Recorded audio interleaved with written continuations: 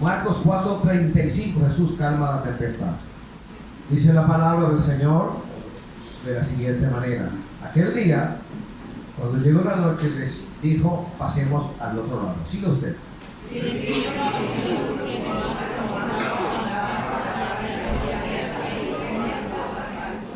Pero se levantó una gran tempestad de viento y echaba las olas en la barca, de tal manera que ya se anegaba.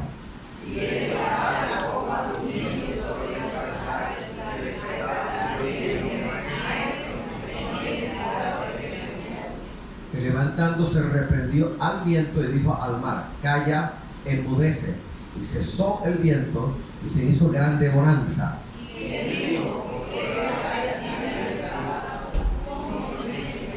Lea conmigo el 41. Entonces temieron con gran temor y se decían el uno al otro: ¿quién es este que aún el viento y el mar le obedecen? Aquí tenemos un hecho en el ministerio del Señor Jesucristo.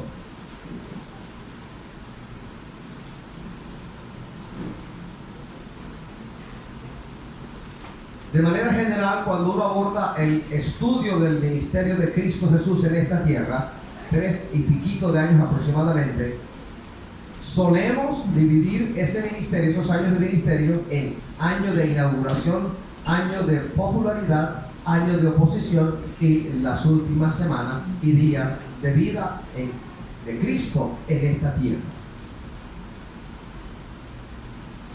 El evento que aquí ocurre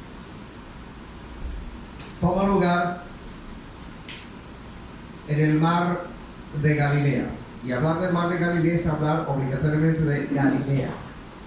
Galilea es pues una de los lugares, de las sedes del ministerio del Señor Jesucristo, en Judea, un poquito en Samaria y básicamente en Galilea. Y en Galilea, al noroeste de lo que se denomina mar de Galilea, quedaba Capernaum. Capernaum, cuando uno estudia el año de popularidad y el año de oposición, es el lugar al cual más se refiere el Evangelio. Capernaum era pues el centro de misiones del Señor Jesucristo, reitero, sobre todo en el año de popularidad y en el año de oposición. Iba a lugares y regresaba a Capernaum. Iba a otros lugares y regresaba a Capernaum. Así que en el ministerio del Señor Jesucristo en Galilea, Capernaum resultó ser un centro de misiones o centro de operaciones. El mar de Galilea aparece en la palabra no solamente en el Nuevo Testamento, sino en el Antiguo Testamento también. Por ejemplo, Antiguo Testamento, vamos a Números 34:11.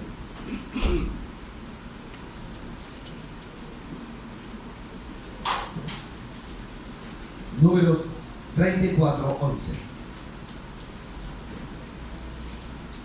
Y bajará este límite desde Sefán a Ribla, al oriente de Aín, y descenderá el límite y llegará a la costa del mar de Cineret al oriente. Mar de Cineret es otro nombre que se utiliza para referirse al mar de Galilea. Alabados al Señor. El Antiguo Testamento también nos llama la atención sobre otra cita. Vamos a Josué 12:3. Y el Arabá hasta el mar de Cineret al oriente, y hasta el mar de Arabá, el mar salado al oriente, por el camino de Bet-Jesimot, y desde el sur al pie de las laderas del Pisga. Gracias, Señor. En el Nuevo Testamento, por ejemplo, Juan 21:1, vamos a ver cómo se le llama a este lago. Juan 21:1. Después de esto, Jesús se manifestó otra vez a sus discípulos junto al mar de Tiberias, y se manifestó de esta manera. Lucas 5:1.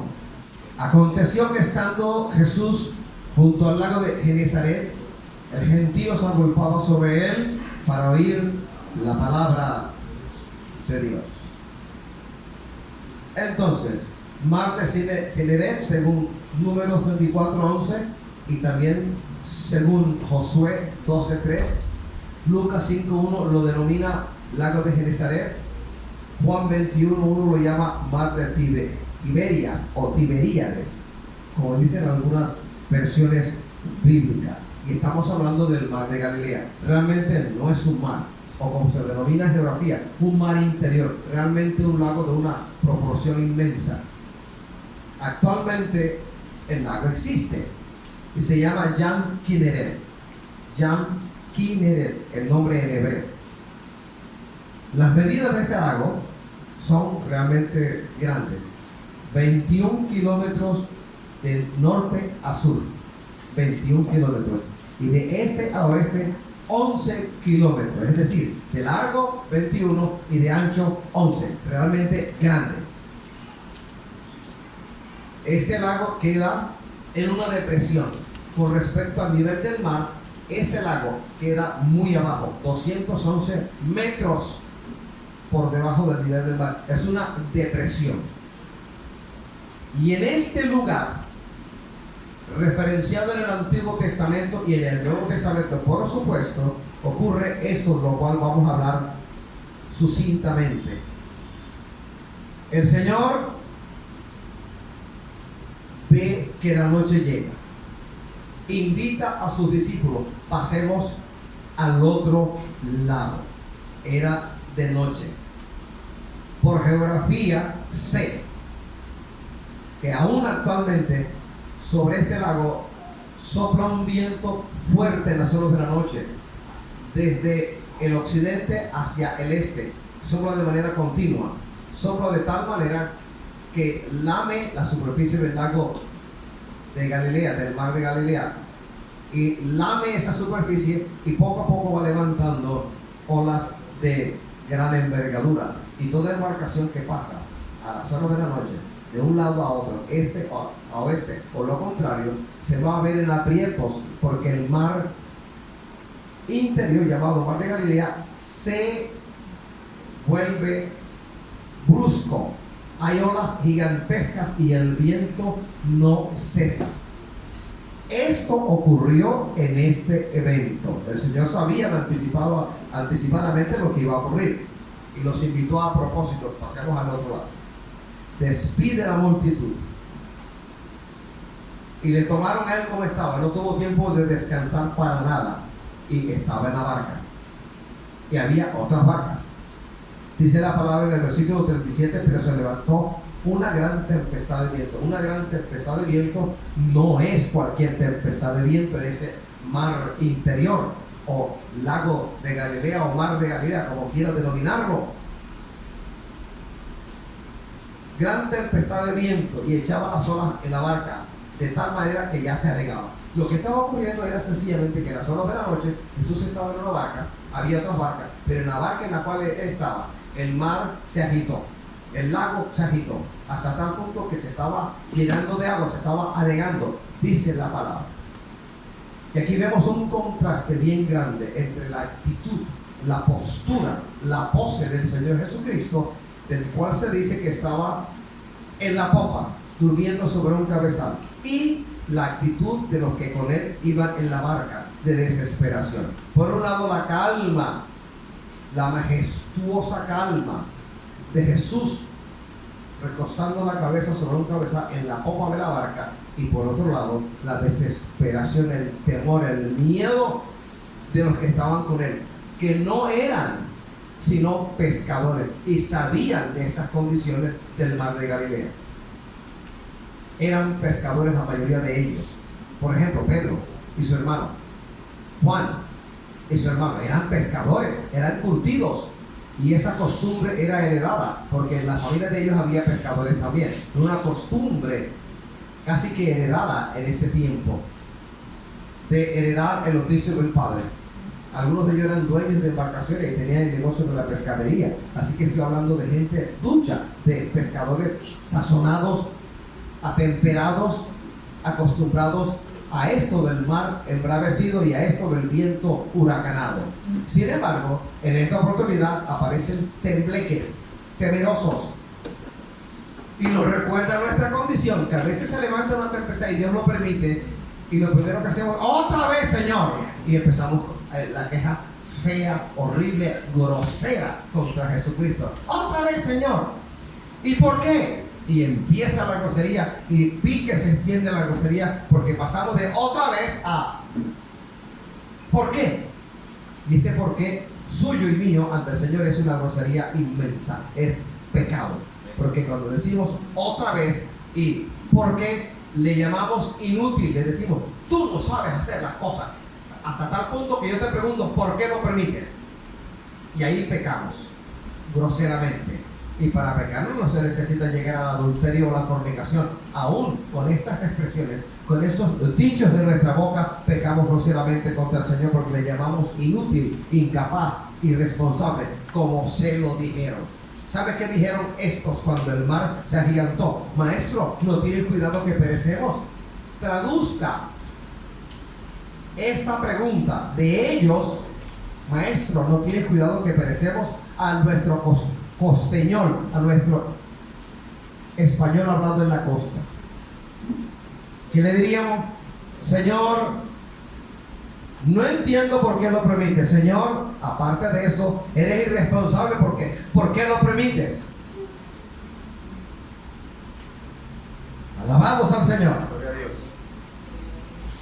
Y ahí el Señor nos va a hablar en esta mañana acerca de dar ese paso de fe y no volver a pecar más y no tropezar en esto de se presenta una dificultad y enseguida nos quejamos. Se presenta una dificultad y lo primero que hacemos es, en lugar de arrodillarnos, de humillarnos ante el Señor, empezamos a hablar mal, empezamos a maldecir. Decir mal es maldecir, maldecir es eso, cuando no decimos cosas que deberíamos decir, cuando nuestra boca se llena, pero previamente la mente y el corazón se llenan de cosas que no vienen de Jesucristo el Señor. Y hablamos muy mal, y si hablamos mal del Señor, hablamos mal del pastor, y de la pastora, y del líder, y de la otra líder, y de todo el mundo. Pero no lo consideramos pecado. Es una costumbre, porque esa costumbre es pecaminosa y te aleja del Señor. ¿Alguno de ustedes tiene una pequeña tormenta levantada en su casa? Amén. ¿Alguno de ustedes tiene una pequeña y gran tormenta levantada en tu vida? Amén. Dígame aquel que nunca ha sabido lo que es una tormenta en la casa en su vida. Si no es dinero, son las deudas. Si no son los chepitos, son las enfermedades, los achaques, los malestares físicos, las dolencias. Si no es eso, algún enemigo que se levantó en la cuadra y que te quiere arrancar la vida.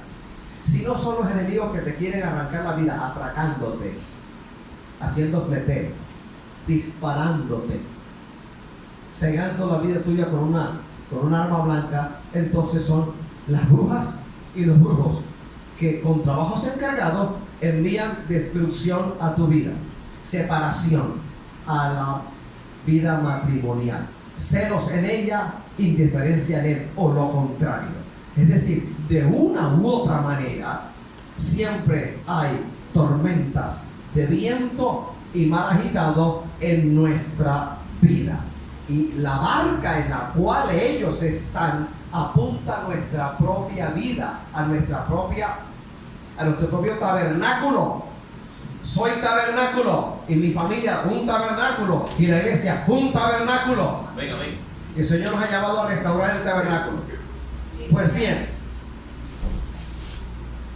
a las primeras de cambio gritamos, a las primeras de cambio nos quejamos, a las primeras de cambio lloramos. En lugar de llorar por las almas que se están perdiendo, lloramos porque a mí me está ocurriendo algo tan tonto y tan nimio que no merece la pena ni mencionarse. Venga, venga. En lugar de llorar para que Barranquilla se convierta, en lugar de llorar para que los líderes cristianos evangélicos de Barranquilla se conviertan de corazón al Señor, lloramos por unas tonterías que nos pasan a nosotros, por cosas nimias que no merecen ni siquiera ser mencionadas. Y perdemos de una manera desproporcionada el sentido de las cosas. Y miramos no como mira Dios, sino como mira el abuelito, o como mira el papá, o como mira la mamá. Y por supuesto como miramos nosotros. Y queremos que el Señor venga a nosotros y nos explique por qué lo permite y nos diga lo que está haciendo y vaya más allá de donde Él no va a ir. Maestro, no tienes cuidado que perecemos. Estos que le dijeron semejante barbaridad, maestro, no tienes cuidado que perecemos, eran los mismos o son los mismos que en ocasiones anteriores vieron a Jesús echar fuera demonios, vieron a Jesús poner mano y orar por muerticos y levantarse. Los mismos que vieron a Jesús hacer maravillas, los mismos que en esta hora se acobardan. Se acobardan. Se nos puede ser de que me pase algo y me acobarde y no tenga en cuenta las ocasiones anteriores en las cuales el Señor sí tuvo de mí misericordia, me apoyó, vino a mí y me defendió y peleó mis batallas. Se nos olvida tan rápidamente las gestas heroicas del Señor Jesucristo en nuestra vida, cómo Él intervino sobrenaturalmente y cómo hizo prodigios, hazañas, maravillas, liberaciones, sanidades. Alabados al Señor. Maestro, no tienes cuidado que perecemos. Y de una u otra manera, cambiando el lenguaje, cambiando las palabras, resulta ser que esa es la pregunta que hacemos al Señor, que es más que pregunta, es una grosería. Altercando nosotros la vasija de barro con el que da la forma a la vasija de barro. Y recuerda, oh vasija de barro, que eres de barro. Y lo único bueno en ti y lo único bueno en mí, ¿sabes qué es? El contenido de la vasija, que es la presencia sin igual del Espíritu Santo en nosotros. Es lo único de valor. Lo otro no tiene valor. A su nombre. Maestro, ¿no tienes cuidado que el chepito está a la puerta? Maestro, ¿no tienes cuidado que no tengo dinero para pagar la deuda? Maestro, ¿no tienes cuidado que no tengo dinero para pagar la universidad de mis hijas? Maestro, ¿no tienes cuidado que mi hija está sufriendo? Maestro, ¿no tienes cuidado que mi hija está sufriendo? Maestro, ¿no tienes cuidado que el pastor no me tiene en cuenta?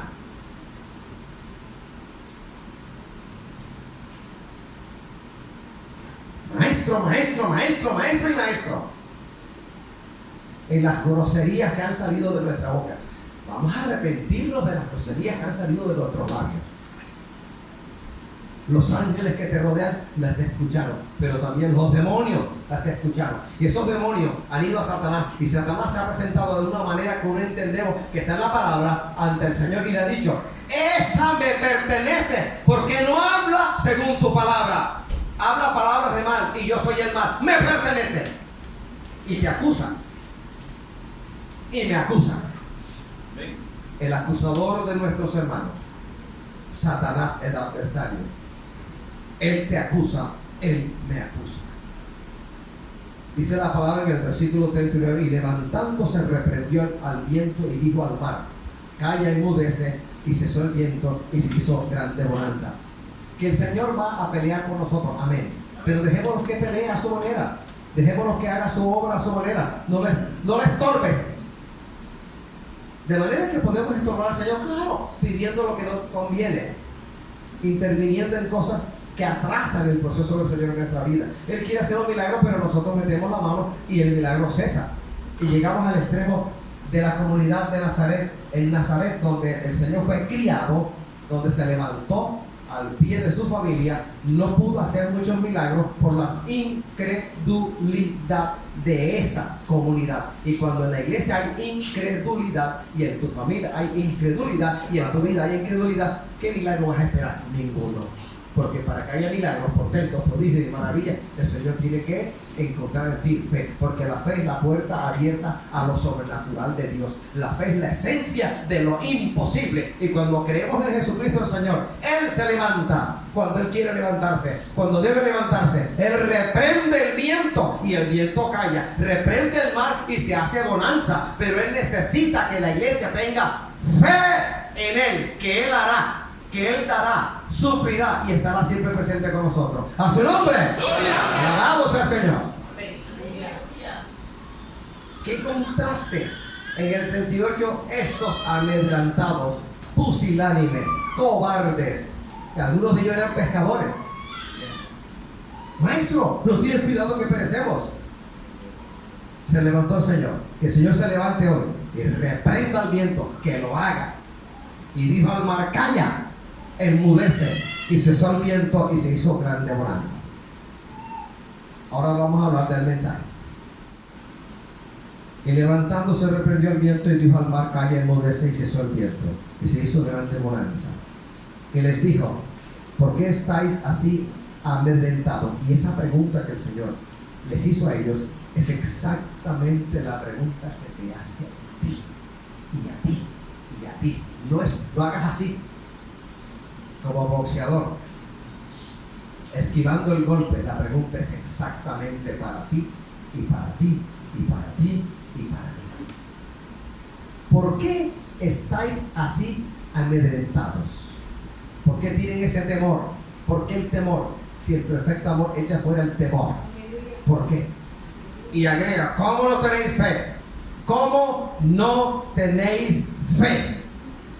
Y el Señor por la palabra me enseña que si mi fe fuese tan grande o pequeña como un granito de mostaza, sería suficiente para que Él haga una obra en mi vida. Hasta allá ha llegado el Señor en su misericordia. Un granito de mostaza. Yo una vez tuve un frasquito lleno de granitos de mostaza que me trajeron de Israel. Qué cosa tan pequeñita. Así te pide el Señor que confíes en Él. Vamos a cambiar las palabras. Tener fe en Cristo es confiar en el Señor. Confiar en el Señor es creer que Él no es mentiroso. Creer que Él no es mentiroso es creer que el Señor va a hacer lo que Él ha dicho por la palabra que va a hacer. Y creer eso es creer, confesar que el Señor es capaz de hacer lo que Él ha dicho que es capaz de hacer. En Él no hay mudanza ni sombra de variación, iglesia. ¿Por qué tienes que cambiar tú? ¿Por qué tienes que cambiar tu proceder con el Señor? Y yo lo que veo son dos cosas: falta de fe por un lado y desobediencia por otro lado. Pues pedimos que el Señor nos ayude y nos ayude y nos ayude. Y resulta que el Señor quiere ayudarnos, pero nosotros mismos se lo estamos impidiendo con nuestro carácter, con nuestro actuar, con nuestras palabras y con semejante confesión. Maestro, no tienes cuidado que perecemos. Imagínate decir al Señor: Señor, yo que soy hombre, tengo cuidado de mi familia, tú que eres Dios, no me vas a cuidar a mí. ¿Qué grosería es esa? Llama la atención que quienes hacen semejante pregunta, quienes preguntan y se dicen entre ellos: esto son los discípulos del Señor, los que anduvieron con Él, los que andaban con Él, los que veían, los que contemplaron su gloria, los mismos que decían: ¿quién es este que aún el viento y el mar le obedecen? Y la respuesta es fácil, pero terrible, porque todavía no habían conocido a Jesucristo el Señor en la dimensión de resurrección y vida. Y cuando uno como cristiano evangélico no ha llegado a conocer al Señor como la resurrección y la vida, caímos en la tentación de decir lo que estos dijeron en pleno peligro en el mar: Maestro, no tienes cuidado que perecemos. Porque cuando Él reprende al mar, al viento y al mar, calla, enmudece, y cesó el viento y se hizo grande bonanza. Estoy hablando de elementos de la naturaleza que Él creó. Él es el creador y esta es la naturaleza. Él tiene el poder, el amor y la voluntad para hacer milagros. ¿Qué es un milagro? Un milagro es la suspensión de las leyes que Él creó en el universo. Por ejemplo, cuando Eliseo andaba con unos leñadores y el hacha cayó a lo profundo del agua, hacha prestada, él oró con fe, sin duda alguna, y el hacha flotó. Eso es un milagro. Suspensión de una ley que está en la naturaleza. ¿Cuál ley? La gravedad. Cuando el Señor quiere hacer un milagro, Él suspende todo. Cuando uno ve a alguien con cáncer, difícilmente se sana. Cuando el Señor interviene, dice: lo sano, la ley natural de la propagación de ese mal en ese cuerpo cesa y desaparece. Amén. Para que el Señor haga un milagro, tiene que haber fe. Y cuando hay fe, Él suspende lo que tenga que suspender y hace lo que tiene que hacer y obra un milagro. Dunamis. En español tenemos la palabra dínamo o dinamo. Dunamis, capacidad, poder inherente. Entonces, si el Señor reprende el mar y el viento y se hacen bonanza, yo no soy menos que estos. ¿Quién es este que aún el viento y el mar le obedecen? Estamos hablando, ¿sabe de quién estamos hablando? Del Creador. Yo creo que nosotros no hemos entendido quién es Jesucristo el Señor.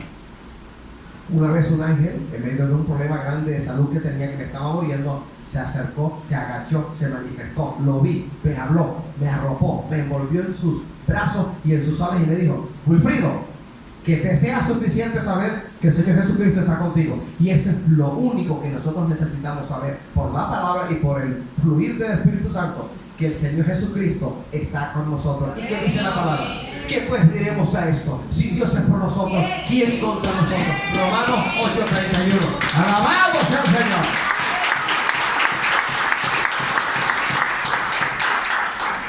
¿Qué es el viento para que nos detenga?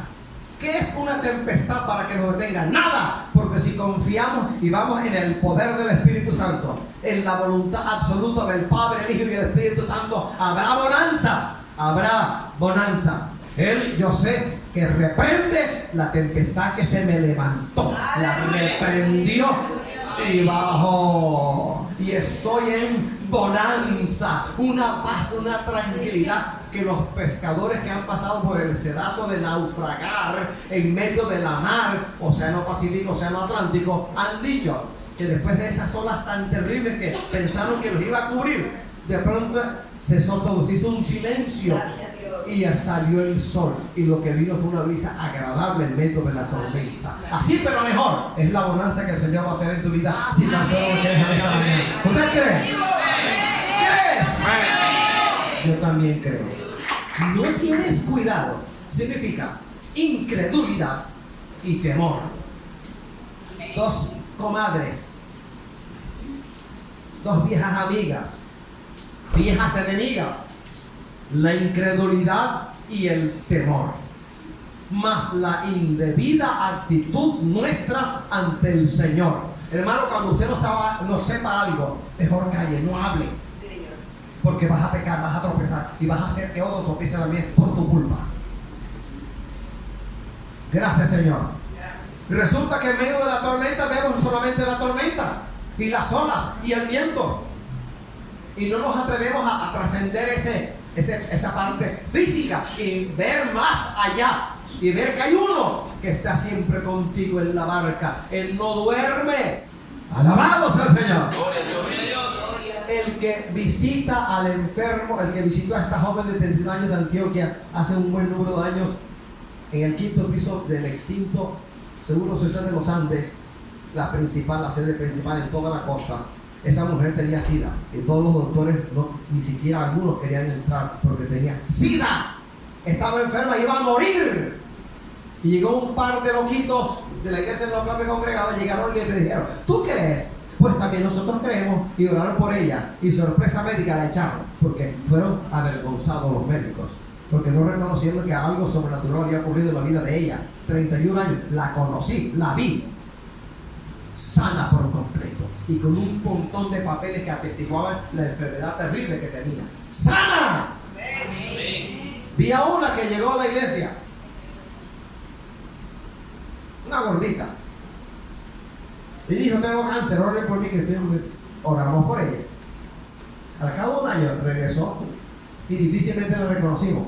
Regresó menos gordita y con un niño en brazos. Y testimonio, vamos a tomar testimonio. Y pasó ella. Ustedes se acuerdan que hace como un año yo vine aquí y yo estaba con cáncer, y ustedes oraron por mí, pues el Señor me sanó, y la prueba de que fui sana es que tuve un niño, quedé embarazada y tengo un niño. Vengo para correr por él. Vi a otro con SIDA, terrible, se oró por él y se levantó. Al cabo de varios cultos regresó diciendo: yo soy el que tenía esta enfermedad y el Señor me sanó. Si el Señor sana al que tiene SIDA, al que tiene cáncer, al que tiene... ¿Qué es lo que no tiene el hombre sin el Señor? ¿Y qué es lo que el Señor no puede sanar? ¿Cómo que tú y yo, que somos hijos de Dios, no vamos a creer que nuestro Señor es capaz de sanar, de libertar, de proveer y de hacer portentos, prodigios y maravillas? ¡Alabados al Señor! Gracias, Señor. Nuestra hija Morena, cuando nació a los 3 años, tenía un problema, como un hoyo aquí, era la piel, pero lo de dentro se veía, y oramos y el Señor le cerró eso y la sanó. Alabados al Señor. Otro milagro. Ella de 3 añitos a mí me tenía triste porque me decía: papi, que son las calles de oro y que es el mar de cristal. Y yo decía: Señor, pero ¿cómo le enseñó a ella Apocalipsis si es una niña? Y cada rato me decía, pues el Señor se adelantó y me hizo un favor, porque en una noche de viernes a ella el Señor se le reveló.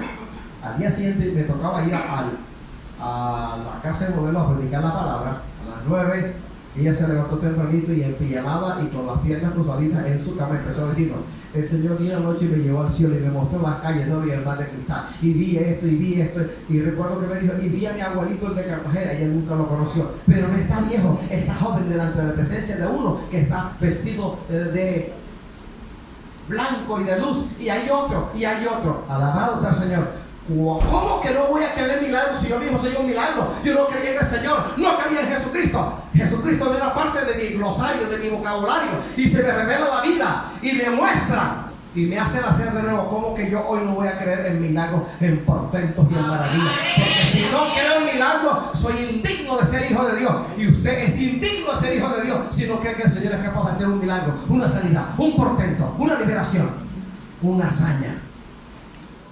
Porque vas a quedar estancado. Cree. Ay, hermano, pero es que me cuesta dificultad. Cree, toma la decisión hoy de creer. Ay, hermano, pero que es tener fe, creer sin ver. Y cuando salgas y escuches una socarrona voz que te dice: ¿tú crees que es verdad todo lo que ese loco dijo?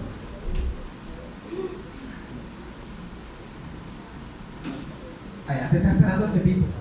Pues usted ahí habla con el chipito y dice: vea, le voy a pagar. Mi Señor me va a suplir. Pronto te voy a pagar todo.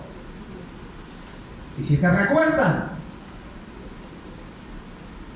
que hay deudas pendientes, diga: gracias, Señor. No te alteres porque te recuerden son dardos de fuego, te recuerden de una manera meridional tus deudas, tus líos, tus problemas. Te lo recuerdan, ¿o no? ¿Cuántos dicen amén? Amén. Te lo recuerden. Cuando eso ocurre, diga: gracias, Señor. Gracias, Señor. Porque tú eres más grande que los demonios que me están hablando ahora. Eres mayor que la circunstancia adversa que estoy viviendo. Eres mayor que la tormenta que enfrento y mayor que el viento que está levantando esta tormenta. Gracias porque tú eres mi paz. Eres mi bonanza. Porque Dios quiere hacer bonanza en tu vida. Te tengo una noticia: Dios quiere hacer bonanza en tu vida. Quiere hacer bonanza en tu vida. Quiere hacer bonanza en tu vida. Quiere hacer bonanza en tu vida. Quiere hacer bonanza en tu vida. Habló Jesús y cesó inmediatamente la tempestad. Cuando el Señor dice sana, hay sanidad. Cuando dice al espíritu inmundo te vas, se va. Cuando le dice al enemigo hasta allí llega, hasta ahí llegará. Cuando el Señor dice esto y aquello, las tinieblas huyen avergonzadas. Y el enemigo del alma tiene que decir: así es, habló Jehová y se hará según Jehová. Después de quitar el peligro que había, reprendiendo el viento y callando la mar, habló con ellos y les llamó la atención: ¿por qué estáis así amedrentados? Y por último, ¿cómo no tenéis fe? Ese es el regaño del Señor para nosotros en este día. Entonces temieron con gran temor y se decían el uno al otro: ¿quién es este que ahora el viento y el mar le obedecen?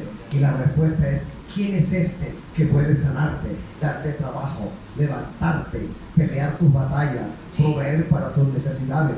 ¿Quién es ese? El Cristo de la gloria, el que resucitó para nunca más morir. Nuestro Cristo, el que siempre está allí al pendiente de ti y de mí. Él no olvida. Su espíritu te anhela celosamente. Ponte de pie.